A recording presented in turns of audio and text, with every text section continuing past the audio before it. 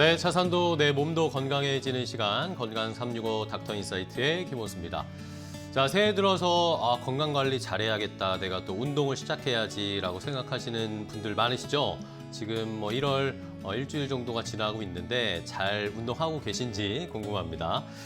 오늘은 그래서 건강한 노년을 위한 시니어 신체 인지 운동은 또 어떻게 해야 하는지, 또 일상 회복을 앞당기는 근골격계 통증 재활, 그리고 수술 후의 회복 과정까지 함께 이야기를 좀 나눠보도록 하겠습니다. 그리고 여기와 연관되어서 이런 치료와 함께 고민해야 할 통증 관련, 또 치료 관련된 보험 이야기까지 준비를 했으니까 건강도 챙기시고 내 자산도 지키시는 전략 함께 알아보시기 바랍니다. 자, 오늘도 건강 닥터 두 분과 보험 닥터 한 분, 세 분의 전문가와 함께 이야기를 나눠보도록 할 텐데요. 그럼 가장 먼저 만나볼 전문가, 첫 번째 전문가부터 화면으로 소개하겠습니다.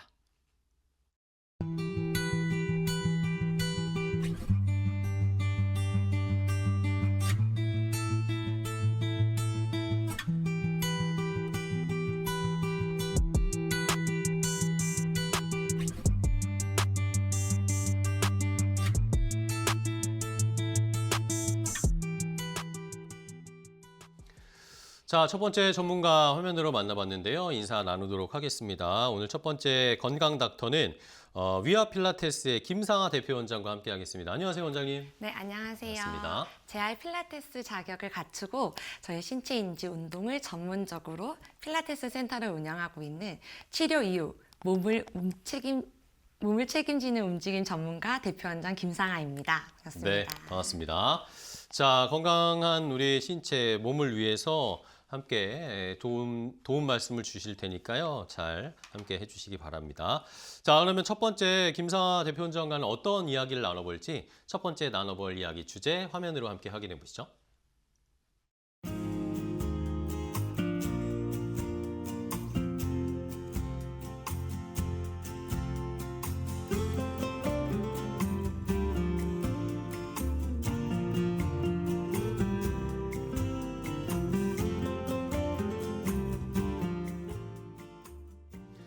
자, 오늘 첫 번째 나눠볼 이야기 주제는 시니어 신체 인지 운동, 움직임으로 지키는 관절과 뇌 건강이라는 이 내용으로 함께 이야기를 나눠보도록 하겠습니다. 아무래도 시청하시는 분들 중에 내가 이게 시간이 하루하루 지날 때마다 내 몸이 다 달라진다라는 게 좀 느껴지실 텐데, 이 내 몸을 더 건강하게 유지하고 조금 더 움직임도 개선시킬 수 있는 방법이 뭘지 우리 필라테스 전문가와 함께 자세하게 알아보도록 하겠습니다. 자, 대표님, 일단은 우리가 이런 시니어 운동이라고 하면 가장 쉽게 생각하는 게 그냥 근력 운동을 한다거나 유산소 뛰는 운동을 한다거나 그런 생각을 많이 하게 되는데요. 가장 먼저 우리가 살펴봐야 할 운동, 뭘 체크를 해봐야 될까요?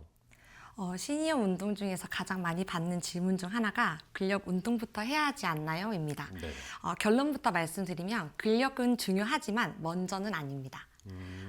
근력보다 먼저 점검해야 할 두 가지가 있는데요. 바로 관절 가동 범위와 신경근 연결입니다. 첫째, 관절이 안전하게 움직일 수 있는 범위를 확인해야 합니다. 이 범위가 제한된 상태에서 근력 운동부터 시작하면 힘은 생길 수 있지만 그 힘을 쓸 공간이 없는 상태가 됩니다. 예를 들어 반쯤밖에 열리지 않는 문을 더 세게 열면 어떻게 될까요? 문이 열리는 게 아니라 힌지가 먼저 망가지게 됩니다. 시니어 관절도 똑같습니다. 두 번째가 신경근 연결입니다. 이건 근육이 있느냐 없느냐가 문제가 아니라 뇌의 명령이 근육까지 제때 정확하게 전달되느냐의 문제입니다. 시니어가 될수록 신경 신호 전달 속도가 느려지기 때문에 근력은 있어도 일어날 때, 방향 바꿀 때 몸이 늦게 반응하는 경우가 많습니다. 그래서 근력 운동을 하기 전에 지금 이 관절이 어디까지 움직이는지, 이 움직임을 내가 느끼고 조절하고 있는지를 먼저 인지시켜줘야 합니다. 관절 가동 범위가 확보되고 신경근 연결이 살아나면 근력 운동은 훨씬 안전하고 효과적입니다. 그래서 시니어 운동의 순서는 근력이 먼저가 아니라 관절 가동 범위 확인, 신경근 연결, 근력 운동 순서가 부상의 위험을 줄이고 일상 동작이 편해집니다. 네. 무조건 막 무거운 걸 들고 하면 다치니까, 그렇죠?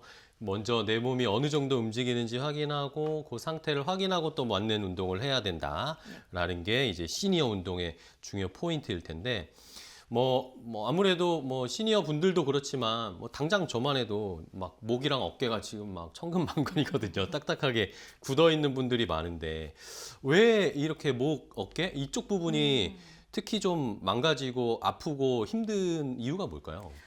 목과 어깨가 자세가 가장 붕괴되는 부위 네. 중에 가장 먼저 나타나는 부위이기 때문입니다. 이제 나이가 들수록 등은 점점 굽고 머리는 앞으로 나가고 어깨는 말리게 되는데요. 이때 가장 먼저 부담을 받는 곳이 바로 목과 어깨입니다. 네네. 머리는 몸에서 가장 무거운 부위인데요. 머리가 앞으로 쏠리면 목과 어깨는 하루 종일 그 무게를 버티게 됩니다. 그래서 특별히 무리하지 않아도 항상 긴장 상태가 되게 됩니다. 이 상태가 오래 지속되면 근육은 점점 짧아지고 굳어지고 관절의 움직임도 줄어들면서 통증과 뻣뻣함이 가장 먼저 나타납니다. 전체 자세가 무너졌다는 신호라고 보셔야 되는데요. 이 부위를 풀어주는 것도 중요하지만 목과 어깨가 대신 버티지 않게 무너진 자세를 다시 세우는 것이 중요합니다. 그렇군요. 허리 같은 경우에 그 다음에 또 목, 어깨도 그렇지만 이제 허리도 삐끗하시고 다치시는 분들이 좀 많잖아요. 네. 연세가 드실수록 그런 분들이 좀 많은데 허리 운동은 또 어떻게 해야 되나요, 저희가? 네. 보통 허리가 아프면 근력이 약해서 그렇다고 생각을 하시는데요. 시니어 허리는 사실 많이 사용하셨기 때문에 그런 경우가 많습니다. 관절의 탄력은 줄어들고 몸의 반응 속도가 느려진 상태에서 무조건 강화 운동을 하면 힘은 생기지만 조절이 안 되는 힘이 되게 됩니다. 네. 이건 브레이크가 약한 차에 엔진을 키우는 것과 비슷한데요. 속도는 나지만 더 위험해지게 됩니다. 그래서 시니어 허리 운동의 핵심은 얼마나 세게 쓰느냐가 아니라 어디까지 움직여도 괜찮은지를 아는 능력, 즉 조절입니다. 몸이 스스로 조절할 수 있어야 하고요. 사실 많은 허리 통증은 근력이 부족해서라기보다 불필요하게 계속 쓰고 있기 때문입니다. 조절이 되면 허리는 덜 쓰게 되고 그 자체로 통증이 줄어듭니다. 그 다음에 강화가 들어가야 안전하고 오래가는 허리가 됩니다. 그래서 시니어 허리는 강화보다 조절이 먼저입니다. 네. 허리 운동도 마찬가지겠죠. 아까 처음에 설명해 주신 것처럼 무리하게 막 강한 운동을 하는 것보다 적절하게 올바르게 움직이고 활용할 줄 알아야 된다라는 걸 강조를 해주셨어요. 자, 그러면 아까 저희가 주제에서도 이렇게 나왔는데 시니어 신체 인지 운동이라고 그러면서 뇌 기능 관련, 뇌 건강과도 이게 연관되어 있다. 관절 운동이랑 뇌 인지 기능과 연결된다는 말은 또 생소하실 것 같아요. 이게 어떤 의미인가요? 보통 관절 운동이라고 하면 네. 반복해서 움직이는 스트레칭만 생각을 하실 것 네네. 같은데요. 시니어 운동에서는 관절 운동이 뇌를 같이 쓰느냐 아니냐가 굉장히 중요합니다. 네, 관절을 움직일 때 뇌는 지금 어느 관절이 어느 방향으로 얼마나 움직이고 있는지를 계속 판단하게 됩니다. 즉 관절을 움직이는 순간 뇌는 자동적으로 작동하게 되는데요. 문제는 아무런 생각 없이 같은 동작만 반복하면 몸은 움직이지만 뇌의 참여는 점점 줄어든다는 겁니다. 반대로 어디까지 움직이는지 느껴보세요. 지금 왼쪽과 오른쪽 중 어느 쪽이 더 편하신가요? 이렇게 생각하며 움직이게 하면 관절 자극이 바로 인지 자극으로 연결됩니다. 그렇군요.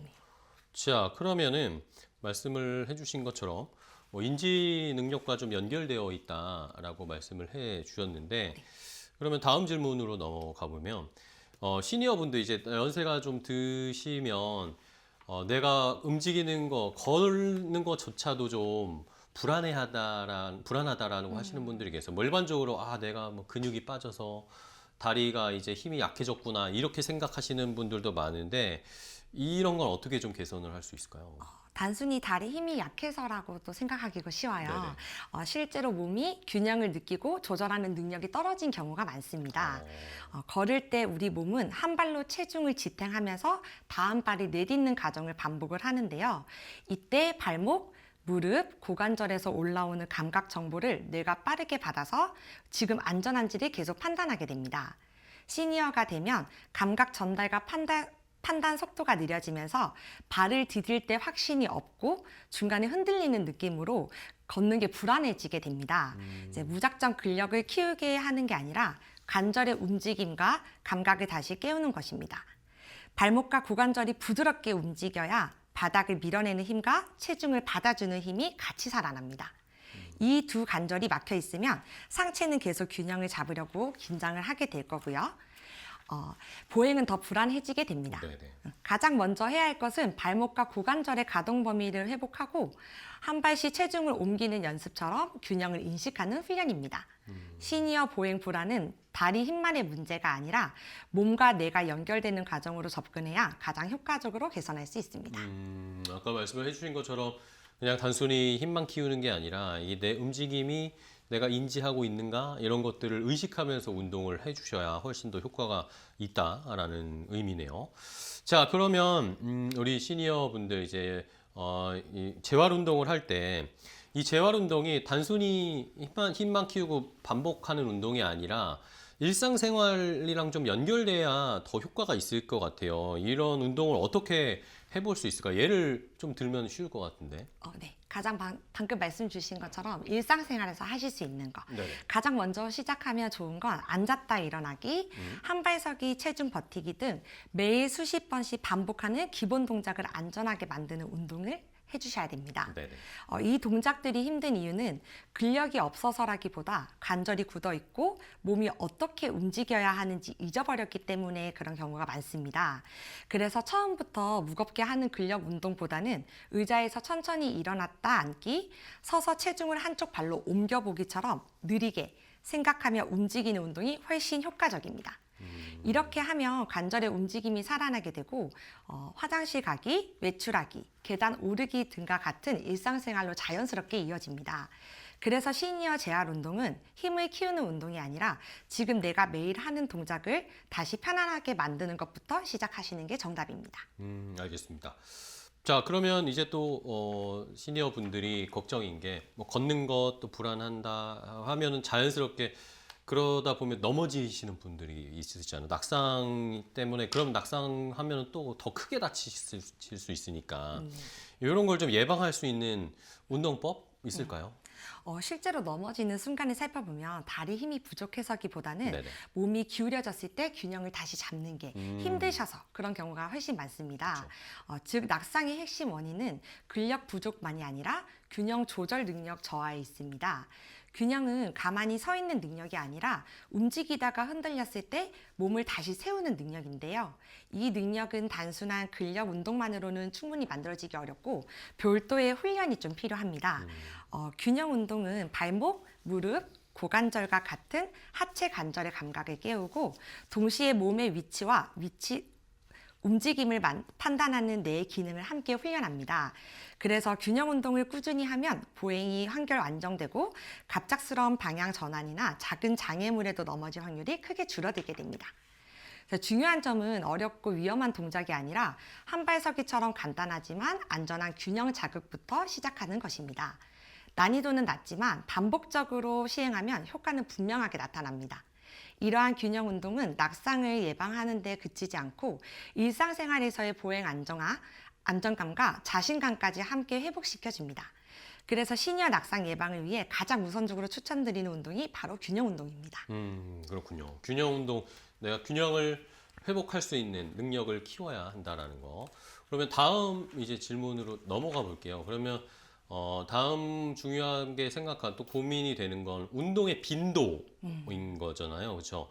내가 운동을 얼마나 해야 할지 네. 하나 넘어와서 운동을 내가 어느 정도 주기로 해야 될지 뭐 일주일에 예를 들면 일주일에 뭐 매일 해야 되는지 아니면 세네 번 해야 되는지 어떻게 해야 효과적인 운동 이 주기를 좀 맞출 수 있을까요?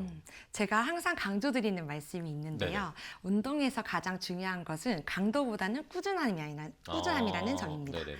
네, 그래야 몸이 회복할 시간도 충분히 가질 수 있고 운동에 대한 감각도 잃지 않은 채 자연스럽게 이어갈 수 있습니다.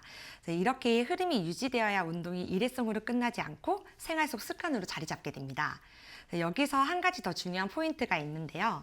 많이 하는 것보다 내 몸 상태에 맞는 강도로 운동하는 것이 훨씬 중요합니다. 처음부터 욕심을 내서 운동량을 크게 늘리거나 난이도를 갑자기 높이면 몸은 적응하기도 전에 근육통과 피로로 먼저 반응을 하게 됩니다. 그러면 결국 며칠 쉬게 되고 그 사이 운동 리듬이 끊어져 효과도 떨어지게 되거든요. 그래서 운동은 한 번에 크게 하는 것이 아니라 작은 자극을 꾸준히 쌓아가는 과정이기 때문에 스스로 오늘은 조금만, 여기까지만 하고 조절해주는 판단이 매우 중요합니다. 이런 조절이 반복되면 몸의 신호를 읽는 능력도 좋아지고 부상의 위험도 자연스럽게 줄어들게 됩니다. 일정한 주기로 운동을 지속하면 몸이 운동 리듬에 익숙해지면서 같은 운동이라도 효율이 점점 높아지게 됩니다. 그래서 이렇게 만들어진 리듬은 체력 저하를 막아줄 뿐만 아니라 운동에 대한 부담감도 줄어주게 되고 결국 운동 효과를 극대화하는 조건은 무리하지 않으면서도 내 몸과 대화하듯이 꾸준히 이어가는 것이라고 말씀드릴 수 있습니다. 네, 알겠습니다. 자, 이렇게 김상아 대표 원장님과 이야기를 나눠봤는데 그냥 뭐 무턱대고 많이 하고 무겁게 하고 강하게 하는 게 좋은 운동이 아니라 나에게 맞는 운동, 나의 몸에 맞는 상황을 잘 파악하고 그걸 또 이제 몸과 뇌를 동시에 지키는, 연결시키는 그런 게 중요하다라는 의견을 좀 주셨어요. 시청자분들도 차근차근 내 몸에 맞는 운동을 준비해 나가 보셨으면 좋겠습니다. 자, 오늘 첫 번째 건강 닥터 위아 필라테스의 김상아 대표 원장과 함께 했는데요. 원장님 오늘 또 좋은 정보 알려주셔서 감사하고요. 다음에 또 뵙도록 하겠습니다. 고생 많으셨어요. 감사합니다. 고맙습니다.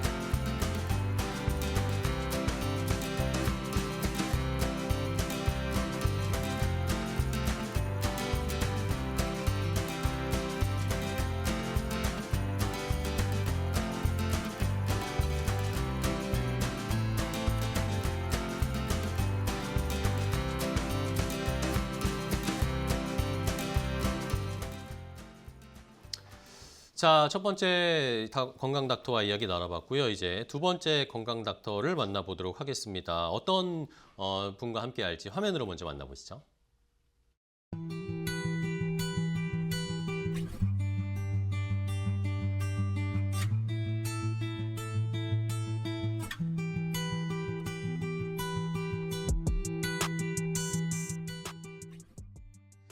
자, 두 번째 함께할 전문가를 만나보도록 하겠습니다. 권유희 운동센터의 권유희 센터장과 함께합니다. 안녕하세요. 반갑습니다. 안녕하세요. 네, 우리 청자분들께 인사 좀 부탁드릴게요. 안녕하세요. 근골격계 통증과 재활 전문 운동센터를 운영하고 있는 물리치료사 권유희입니다.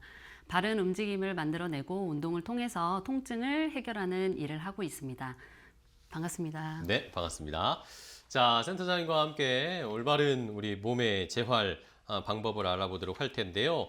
자, 그러면 어떤 주제를 가지고 이야기를 나눠볼지 두 번째 이야기 주제 함께 확인해 보시죠.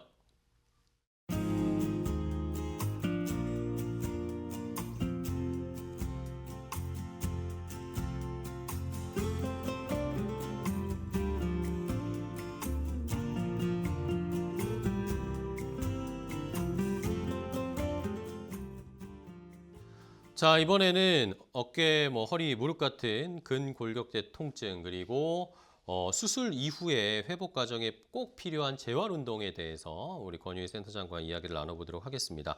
자, 우리 센터장님, 이 재활 운동이라고 하면 어쨌든 광범위한 이 범위의 단어 개념이잖아요. 근데 그 안에 통증 재활도 있고 수술 후 재활도 있고 이게 엄연히 좀 다르다고요? 네네, 맞습니다. 네. 치료는 무엇을 목표로 하느냐에 따라서 접근 방식이 달라지게 됩니다. 네네. 통증 재활과 수술 후 재활은 출발점부터 목적이 다르기 때문에 치료 전략 역시 다르게 설정될 수밖에 없습니다. 통증의 경우 보통 급성과 만성으로 구분해서 접근해야 합니다. 단순히 아픈 부위만을 치료하는 것이 아니라 왜 통증이 발생했는지 그 원인을 찾는 과정이 매우 중요하게 됩니다. 근육의 불균형, 관절의 정렬 문제, 잘못된 자세나 사용 습관 등 통증을 유발한 구조적, 기능적 원인을 파악하고 이를 줄이거나 교정하는 치료에 초점을 두게 됩니다. 따라서 통증을 완화시키면서 동시에 재발을 막는 것이 핵심 목표가 될 수 있습니다. 반면에 수술 후 재활은 이미 수술이라는 큰 치료 과정을 거친 상태이기 때문에 회복 단계에 맞춘 체계적인 접근이 필요합니다. 초기에는 수술 부위의 안정과 보호가 가장 중요하기 때문에 통증과 부종을 관리하고 조직이 잘 회복될 수 있도록 돕는 단계로 시작하게 됩니다. 이후에는 굳어있는 관절의 가동 범위를 서서히 회복시키고 마지막 단계에서는 일상생활이나 운동으로 복귀할 수 있도록 근력과 기능을 강화하게 됩니다. 정리하자면 통증 재활은 통증의 원인을 찾아 줄이고 관리하는 데 초점을 두는 치료이고 수술 후 재활은 회복 과정에 맞춰 단계적으로 기능을 되찾는 치료입니다. 이처럼 목표와 출발점이 다르기 때문에 접근법 또한 다를 수밖에 없습니다. 네. 자, 통증 재활과 수술 후 재활은 엄연히 접근 방법이나 치료하는 방법도 다르겠죠. 그러면 이제 통증에 관련돼서 저희가 좀 이야기해 보면 많은 분들이 내가 여기가 아파 그러면 운동하지 말아야지 쉬어야지 이렇게 쉬거나 회복이 되고 나서 운동하는 게 낫지라고 생각을 하시는데 통증이 있어도 재활 운동이 필요하잖아요. 네. 네, 그 이유가 뭘까요? 보통은 방문하시는 분들이 대부분 3개월 이상의 통증을 가지고 있는 만성 통증 환자분들이 대부분이십니다. 만성 통증의 경우 단순히 오래 아픈 상태를 의미하는 것이 아니라 우리가 통증을 느끼고 처리하는 신경계 자체가 과밀해진 상태로 이해해 주시면 좋을 것 같습니다. 즉 외부에서 자극이 들어왔을 때 실제 조직 손상보다 통증 신호를 과도하게 크게 받아들이는 상황이 만들어지는 경우가 많습니다. 이런 상태에서는 통증이 있다고 해서 움직임을 계속 피하게 되면 근육과 관절 기능이 더 떨어지게 되고 신경계의 예민함은 오히려 더 강화될 수 있습니다. 반대로 적절하게 설계된 재활 운동은 통증을 악화시키는 자극이 아니라 뇌와 신경계에 이 움직임은 안전하다라는 신호를 반복적으로 전달하는 역할을 하게 됩니다. 그 결과 통증을 과하게 증폭시키던 신경계 반응이 점차 안정되기 시작합니다. 특히 운동은 뇌의 통증 억제 시스템을 활성화시켜 통증 신호를 자연스럽게 낮추는 효과가 있습니다. 이를 운동 유발성 통증 감소라 부르며 만성 통증 치료에서 운동이 핵심적인 이유이기도 합니다. 통증이 완전히 사라진 뒤에 운동을 시작하는 것이 아니라 통증을 조절하고 줄이기 위해 운동을 치료의 일부로 활용하는 개념이라고 생각해 주시면 될 것 같습니다. 따라서 통증이 있다고 해서 무조건 쉬는 것이 해결책이 아닙니다. 개인의 상태에 맞게 강도와 범위를 조절한 재활 운동은 신경계의 과민성을 낮추고 기능을 회복시키며 장기적으로 통증을 줄이는 데 중요한 역할을 하게 됩니다. 그렇군요. 그러면 이제는 수술 후에 관련된 이야기를 좀 해볼 텐데 어쨌든 수술을 이렇게 하고 나면 회복 운동을 해야 될 텐데 이제 고민인 건 어떤 운동부터 해야 되냐라는 겁니다. 유연성을 늘리는 운동을 해야 되는지 아니면은 근력을 강화시켜서 그 부위를 좀 강하게 유지할 수 있는 운동을 해야 되는 건지 근력이 먼저예요, 유연성이 먼저일까요? 결론부터 말씀드리자면 수술 후에 가장 먼저 관리하셔야 될 거는 움직임이 아니라 통증과 그 조직의 부종 관리해 주는 것이 가장 중요합니다. 네. 허리나 무릎의 수술의 경우를 보면 피부뿐만 아니라 근육, 인대, 뼈, 신경, 혈관 등 여러 조직에 직접적인 손상을 주는 치료이기 때문에 수술 직후에는 몸에 강한 염증 반응과 방어 반응을 보이게 됩니다. 이 시기에 통증과 부종이 제대로 관리되지 않으면 회복 과정 전반에 있어 부정적인 영향을 미칠 수 있습니다. 네. 초기 회복 단계에서 손상된 조직이 과도한 자극 없이 안정적으로 회복될 수 있도록 환경을 만들어주는 것이 가장 중요하게 됩니다. 통증과 부종을 적절하게 관리해 주셔야 출혈이나 염증이 불필요하게 오래 지속되는 것을 막을 수 있고 수술 부위 주변 조직의 긴장도도 줄일 수 있습니다. 이 과정이 잘 이루어지지 않으면 관절이 굳거나 주변 조직이 서로 달라붙는 유착 현상이 생길 수 있습니다. 또한 통증과 부종이 심한 상태에서는 환자분 스스로가 움직임을 꺼리기 때문에 관절 가동 범위가 감소하거나 근력 저하로 이어질 수 있습니다. 반대로 초기 안정성이 잘 확보되면 이후 단계에서 관절을 부드럽게 움직이고 점진적 운동 치료를 시작하는 데 훨씬 더 유리한 조건을 만들 수 있습니다. 결국에는 수술 후 가장 먼저 회복돼야 할 기능은 단순히 움직임이 아니라 통증과 부종이 조절된 안정화 상태라고 볼 수 있습니다. 이 기초 단계가 탄탄하게 마련이 돼야 관절 가동 범위 회복, 근력 강화, 기능 회복이라는 다음 재활 단계들을 안전하고 효과적으로 이어갈 수 있습니다. 네. 자, 그러면 이 재활을 하면서 운동을 하면서 회복을 오히려 늦추는 우리가 잘못된 뭐 생각이나 잘못된 습관 그런 것들도 있을 것 같아요. 어떤 동작이 이런 것들에 안 좋은 영향을 줄까요? 네, 재활 초기에는 무엇보다 현재 상태의 안정감을 망치는 행동들이 가장 더디게 만드는 행동들입니다. 이 시기에 조직은 아직 완전히 치유되지 않은 상태이기 때문에 작은 자극에도 쉽게 손상이 다시 발생할 수 있습니다. 따라서 조금 아파도 참고 하면 괜찮겠지라는 생각으로 무리하게 움직이는 것은 반드시 피해야 합니다. 특히 통증을 억지로 참으면서 관절을 강제로 끝 범위까지 움직인다든지 몸을 갑자기 회전시키며 비트는 동작, 순간적으로 큰 힘이 들어가는 동작은 재활 초기에 가장 위험한 동작입니다. 스쿼트를 깊이 하거나 점프, 빠르게 방향을 전환하는 움직임 역시 관절과 인대, 수술 부위에 과도한 부담을 줄 수 있어 주의가 필요합니다. 또한 무거운 물건을 드는 동작이나 충격이 반복적으로 가해지는 운동은 회복 중인 조직의 안정성을 무너뜨릴 수 있습니다. 이러한 동작들을 제한하는 이유는 단순히 움직이지 말라는 의미가 아니라 조직이 충분히 안정화되고 치유될 수 있는 기반을 만들어주기 위함입니다. 재활 초기에 무리한 자극이 반복되면 염증이 다시 심해지거나 회복 속도를 늦출 수 있고 경우에 따라서 재손상으로 이어질 수 있습니다. 따라서 재활 초기에는 통증이 없는 범위 내에서 움직임을 만들어내고 전문적인 지시에 따라 안전한 움직임만 선택하는 것이 중요합니다. 이렇게 금기를 잘 지켜주셔야 이후 단계에서 관절 가동 범위 회복과 근력 강화 운동을 보다 빠르게 안전하게 진행할 수 있으며 재활 전체 과정의 효율과 결과도 훨씬 좋아지게 됩니다. 네. 자, 우리가 무의식 중에 하는 행동들 중에 뭐 이런 재활이나 회복하는데 좀 안 좋은 영향을 주는 행동들을 한번 뭐 그림으로도 아까 보여드렸는데 잘 체크를 해보시고 상기를 하고 계셔야 될 것 같고요. 이 외에도 뭐 내 몸에 통증이 있을 때 흔히 저희가 이제 뭐 근육이 뭐 무리가 갔나 보다 이러면서 뭐 소염제 바르고 뭐 아니면 스트레칭하고 이러면 나아지겠지라고 생각을 하는데 꼭 이것만 봐야 되는 게 아니라고 하던데요. 관절에도 문제가 있을 수도 있다. 예. 네, 맞습니다. 근육은 혼자서 단독으로 움직이는 조직이 아니라 관절과 관절을 연결시켜주고 움직임을 만들어내는 조직입니다. 즉 이것은 근육의 기능이 항상 관절의 상태와 가동 범위에 크게 영향을 받을 수밖에 없다라는 것을 이야기해 줍니다. 따라서 관절이 뻣뻣해져 있거나 정상적인 움직임이 제한된 상태라면 아무리 근육을 강화하려고 운동을 시행을 해도 그 근육이 본래 가지고 있는 힘과 역할을 충분히 발휘하기는 어렵습니다. 실제로 통증이나 기능이 저하된 원인을 단순히 근육 문제다, 관절 문제다라고 명확하게 구분하기는 쉽지는 않습니다. 많은 경우 관절의 움직임이 제한이 먼저 발생하게 되고 결과적으로 그 주변에 있는 근육이 과도하게 긴장하거나 약해지면서 통증과 불균형이 함께 발생하게 됩니다. 이러한 상태에서 근육만 집중적으로 운동하게 되면 오히려 잘못된 움직임 패턴이 반복되어 통증이 지속되거나 악화되는 경우도 적지 않습니다. 그래서 재활이나 회복 그리고 기능 강화를 목표로 할 때는 가장 먼저 관절의 정상적인 가동 범위와 안정성을 회복하는 것이 중요합니다.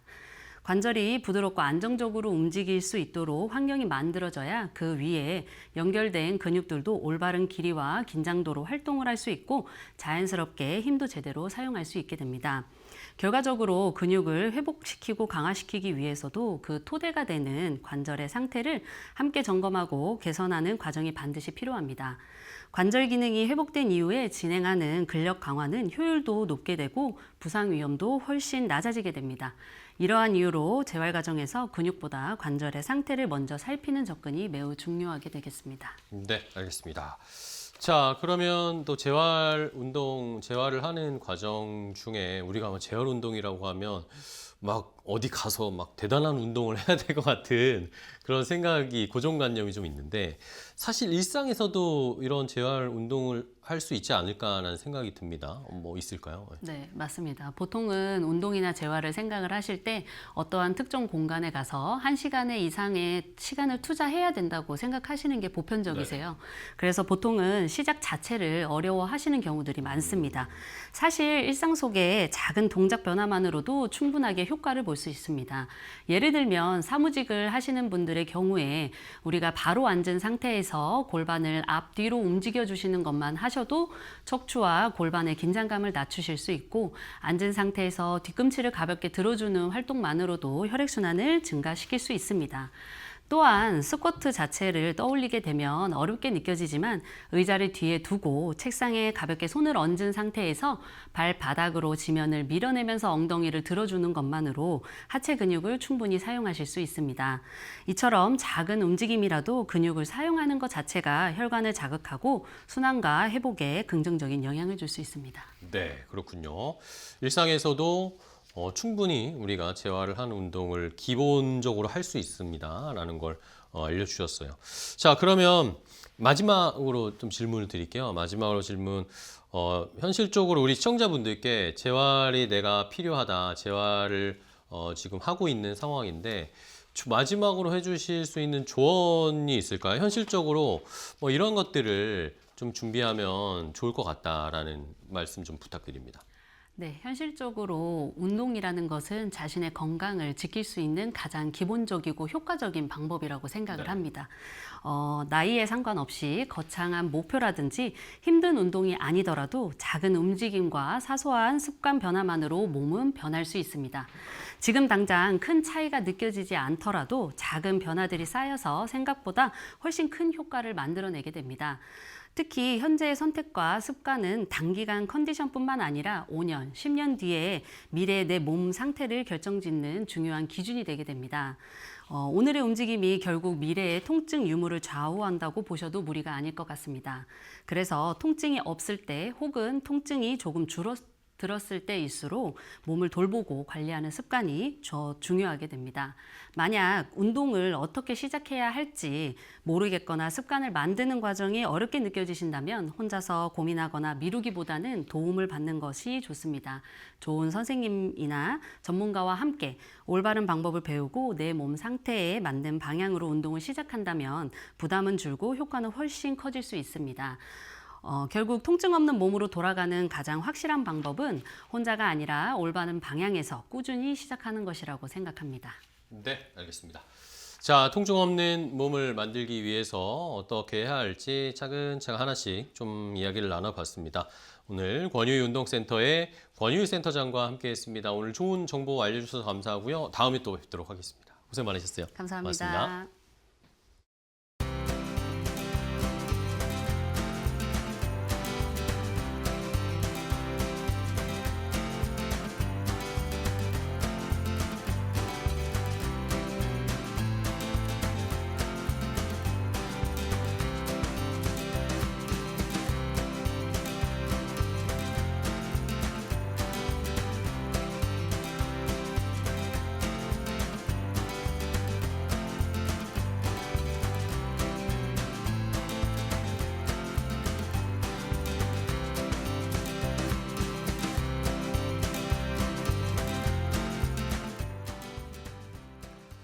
자, 건강 365 닥터 인사이트와 함께하고 계십니다. 자, 이제 세 번째 보험 닥터와 함께 이런 치료를 받고 운동을 했을 때 보험으로 어떻게 또 보완을 할 수 있을지 노하우를 알아보도록 할 텐데요.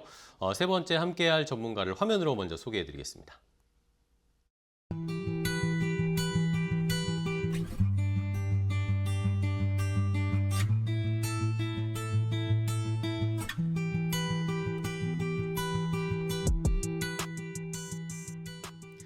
자, 세 번째 함께할 보험 닥터를 소개해드리겠습니다. 영진에셋 하랑사업단의 최민석 팀장과 함께합니다. 안녕하세요, 팀장님. 네, 반갑습니다. 안녕하세요.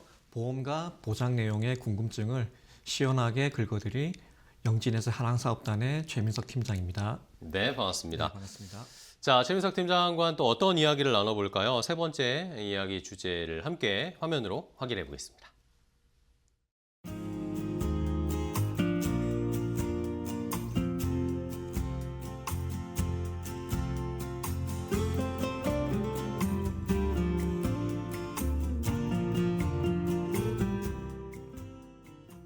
자, 최민석 팀장과는 근골격계 통증과 보험, 제대로 보장받는 구조를 만드는 방법을 알려드리도록 하겠습니다. 앞서서 두 분의 건강 닥터 분들과 함께 이야기를 나누는데 어떻게 해야 내 몸을 건강하게 만들 수 있고 회복을 어떻게 재활을 할 수 있는지 방법을 알아봤는데 이번에는 보험으로 이런 근골격계 질환을 어떻게 대비할 수 있을지 설계 관점에서 하나씩 알아보도록 하겠습니다. 자, 일단은 내가 목, 허리, 관절, 통증 이런 게 있어서 병원 진료를 받다. 그리고 나면은 보험 관련해서 처리를 어떻게 해야 될까요? 네, 실제로 많은 환자분들이 근골격계 질환으로 진료를 많이 보시고요. 그렇죠. 네. 이후에 보험에서 보상받는 문의에 대해서 상당히 많은 도움을 요청을 하고 있습니다. 네, 보험의 보상 영역에서 근골격계 질환은 각 세대 실손의료비에서 보상이 가능하며 특정 회사의 통원 치료비, 특약 등에서 보상이 가능합니다. 다만 질병의 원인 그리고 치료 과정에 의하여 보상 내역이 달라질 수 있습니다. 통상적으로 약물 치료, 주사 치료 등의 통원 치료를 병행하다가 일정 기간이 지남에도 불구하고 계속적인 통증과 질환이 진행이 되면 수술적 방법을 필요로 하게 됩니다.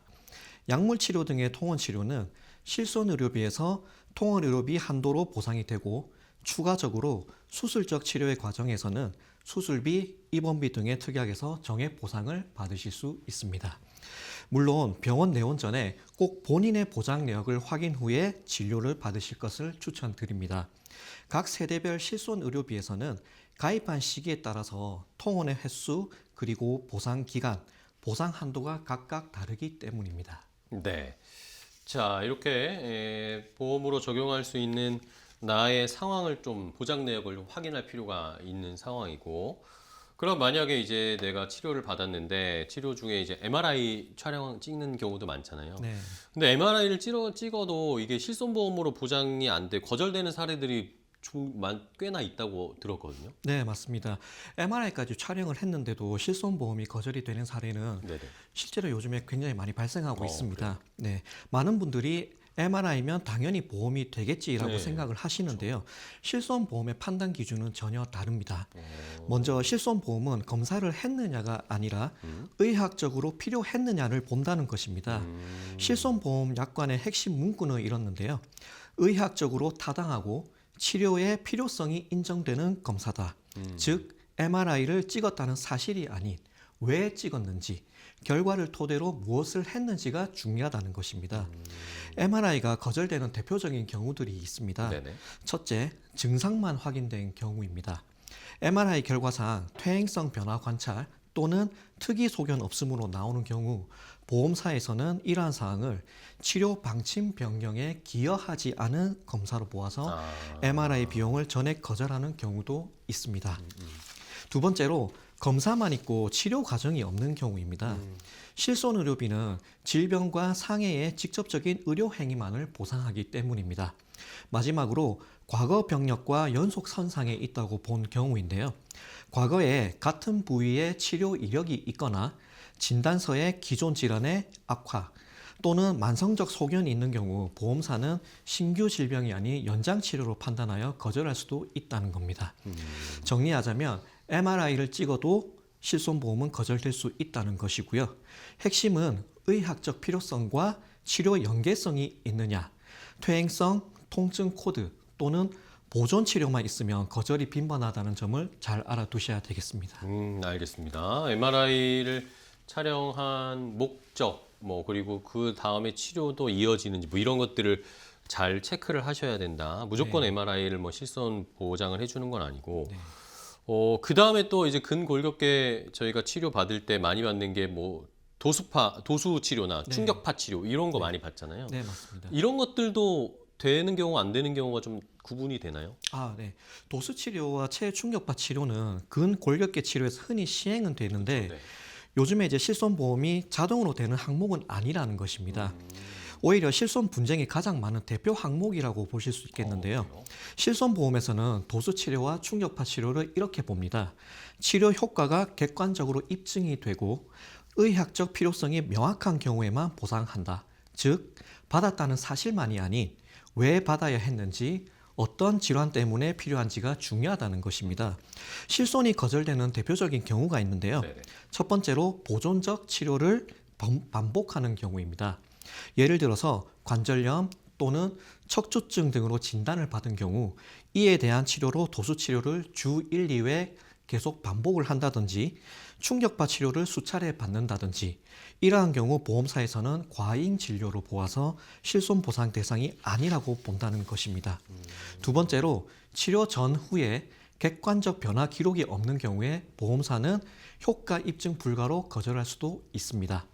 정리하자면 통증 완화 목적의 도수 치료냐, 신경의 압박 완화 및 기능 회복 목적의 도수 치료냐에 따라서 실손 지급 여부를 가른다는 것을 꼭 기억하실 필요가 있겠습니다. 알겠습니다. 도수 치료도 뭐 100% 보장을 받는 건 아니다라는 걸 또 설명을 해주셨고, 그리고 이제 근골격계 이런 질환 치료를 할 때, 그러면 이제 내가 수술할 단계가 됐다, 수술을 할 경우다. 그러면은 보통 수술은 뭐 거의 보장을 해주겠지. 이런 생각을 또 하시는 분들이 있더라고요. 네. 비수술 치료보다 수술은 뭐 보험금이 잘 나온다. 이렇게 생각을 하시는 분들도 좀 있으신 것 같아요. 이런 것도 맞는 건가요? 네, 그 절반은 맞고 절반은 오해입니다. 그런가요? 네, 먼저 왜 그런 인식이 생겼는지를 보셔야 하는데요. 네네. 보험사 입장에서 수술이라는 것은 확실한 입증을 말을 합니다. 그렇죠. 정말 아파서 치료를 했다. 또는 단순 통증이 아니라 명확한 병이었고 약이나 물리 치료는 안 돼서 어쩔 수 없이 수술까지 간 상황이다. 그래서 보험사에서도 수술적 치료가 적정하구나라고 판단을 하는 것이거든요. 예를 들면 이런 경우입니다. 네네. 허리 디스크 수술이나 무릎 연골 파열 수술, 어깨 회전 근개 파열 수술 등과 같이 MRI 촬영, 진단, 수술 이 흐름이 명확해서 보험금 지급이 비교적 깔끔한 편입니다. 네. 그런데 그렇다 하더라도 보험회사에서 수술적 치료의 정당성을 입증하는 건 피보험자, 즉 환자 본인이라는 것입니다. 네네. 정확한 검사로 질병을 진단하고 그에 부합하는 수술을 진행했는지를 보험회사는 우선적으로 확인한다는 것입니다. 그리고 가입 당시에 부담보, 즉 담보를 보상하지 않는 조건을 부담보라고 하는데요. 이 부분과 약관상 수술의 정의에 부합하지 않는 면책, 근접사고 기간으로 인한 감액, 또는 가입 전 고지 의무 내용을 위반한 건 없는지 꼭 전문가에게 확인 후에 진료를 보실 것을 권유드립니다. 그럼 앞서 말씀하셨던 대로 네네. 비수술 치료는 보험이 안 되느냐? 그건 아닙니다. 입원 치료를 했거나 MRI에서 분명한 병이 보였고 단기간 집중 치료가 필요했던 경우라면 수술을 굳이 하지 않더라도 주사 치료나 도수 치료, 충격파 치료와 같이 각 세대의 실손 의료비에서 통원 또는 입원의 형태로 보상받으실 수 있습니다. 종합해서 말씀드리자면 네네. 보험금 때문에 수술을 결정하면 절대 안 된다는 것입니다. 수술은 치료를 위해서 하는 거지 보험금을 받기 위해 하는 건 아니지 않습니까? 네네. 네, 그럼 보험은 치료가 정말 필요했는 것을 보는 것이지 수술을 했는지만 보는 건 아니라는 것 꼭 기억하실 필요가 있겠습니다. 알겠습니다.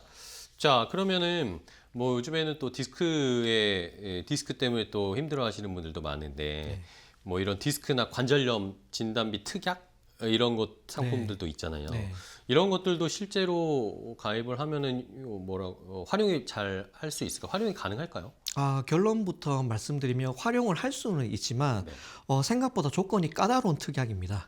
그래요? 예, 이름만 보면 다들 이렇게 생각들을 하시거든요. 디스크 진단을 받으면 바로 보험금이 네, 바로 나온 게 받을 수 아닌가요? 있어요.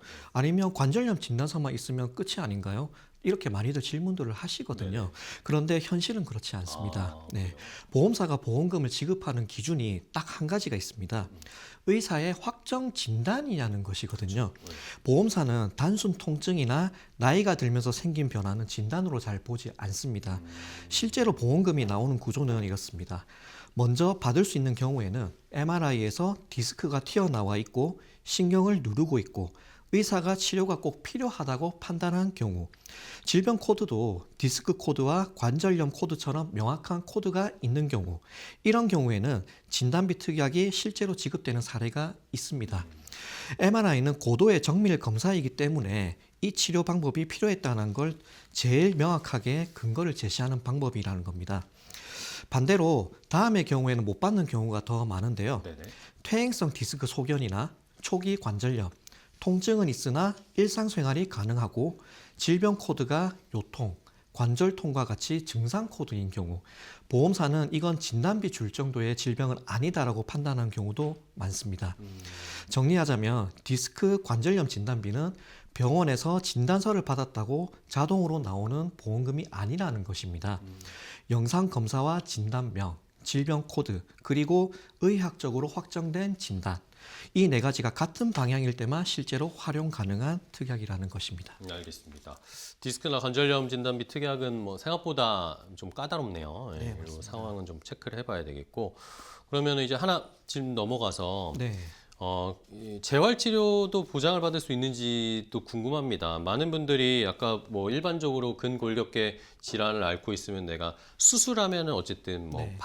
받을 가능성이 높다라고 네. 생각을 하는데, 또 이렇게 오해하시는 게 재활치료, 재활 관련된 치료는 또 이거는 안 되겠지? 라고 생각하시는 경우들이 있더라고요. 네, 네. 다들 그렇게 말씀들을 하시죠. 예, 그 결론부터 말씀드리면 재활도 보험은 됩니다. 네네. 네, 다만 어디까지나 치료일 때까지만이라는 네. 겁니다. 아. 왜 재활은 보험이 안 된다는 말이 나올까요? 재활은 시간이 길어질수록 보험사 입장에서 이렇게 보이기가 쉽습니다. 처음에는 수술 후 치료, 시간이 지나면 기능을 유지하고 관리하는 것, 더 지나면 운동 헬스 개념으로 본다는 건데, 아. 그래서 재활은 안 된다는 오해가 생기는 거거든요. 네네. 보험사가 대체적으로 치료를 인정하는 재활이 있습니다. 세 가지 정도 말씀드릴 수 네네. 있겠는데요. 첫째, 수술 직후의 회복기 재활로서 수술 후 통증을 조절한다든지 관절 가동 범위를 회복한다든지 근력 저하를 방지하는 목적 등 이 단계에서는 실손보험 지급 가능성이 높습니다. 둘째, 의사 처방에 따른 재활치료입니다. 재활의학과 진료라든지 물리치료 또는 운동치료, 이 외에 필요시 주사치료를 한다든지 등인데요. 여기서 포인트는 의사 처방과 진료 기록이라는 점 꼭 기억하셔야 되겠습니다. 마지막으로 단기간 단계적인 재활인데요.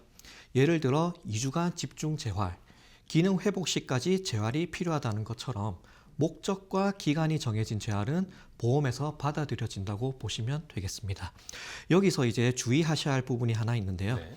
장기적이고 반복 재활을 한다든지 도수치료의 장기적인 반복, 충격파 관리 치료, 개인 트레이닝 성격의 운동처럼 운동 관리의 성격이 강한 치료의 경우에는 보험사는 치료가 아니라 관리로 판단할 수 있다는 것입니다. 그리고 많이들 오해하시는 부분이 하나 더 있는데요. 수술은 끝났는데 의무 기록에 통증 호전이나 기능 회복 완료라고 적혀 있고 그 이후에도 재활만 계속 진행하는 것처럼 수술이 있어도 재활이 안 되는 경우 재활은 보험에서 제외될 수 있습니다. 네네. 정리하자면 수술 후 재활은 처음부터 끝까지 되는 것이 아니라 치료 단계까지만 보험이 된다. 그리고 보험은 수술 여부가 아니라 지금 이 재활이 꼭 필요한 치료인지를 본다는 거 꼭 기억하셔야 되겠습니다. 네, 알겠습니다. 핵심 포인트를 잘 짚어주셨어요. 자, 그럼 이제 마지막으로 팀장님께 좀 질문을 드릴게요. 우리 근골격계의 질환 앓고 이제 수술이나 뭐 재활하고 계신 분들께 요 근골격계 보험에 대해서 네. 마지막으로 좀 핵심 정리를 한번 해주시면 좋을 아, 것 같아요. 네. 네. 근골격계 보험은 암과 같이 진단만 받으면 끝인 보험이 아닙니다. 네네. 네. 같은 허리 통증이라도 디스크 진단이라도 치료 과정과 기록에 따라 결과가 완전히 달라진다는 것입니다.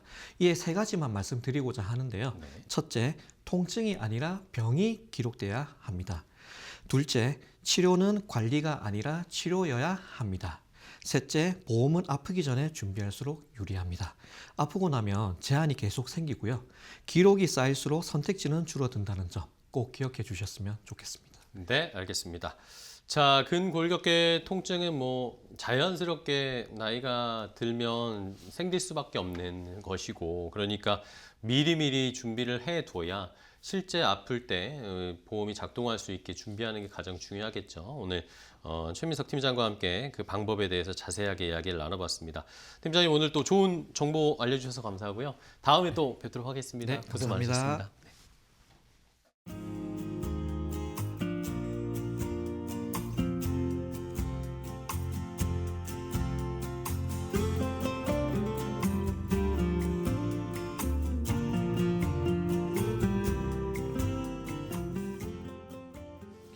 건강 365 닥터 인사이트 오늘 저희가 준비한 정보는 여기까지 소개를 해드리겠습니다. 저희는 또 내일 더 건강한 정보 가지고 찾아뵙도록 하겠습니다. 시청해주신 여러분 고맙습니다.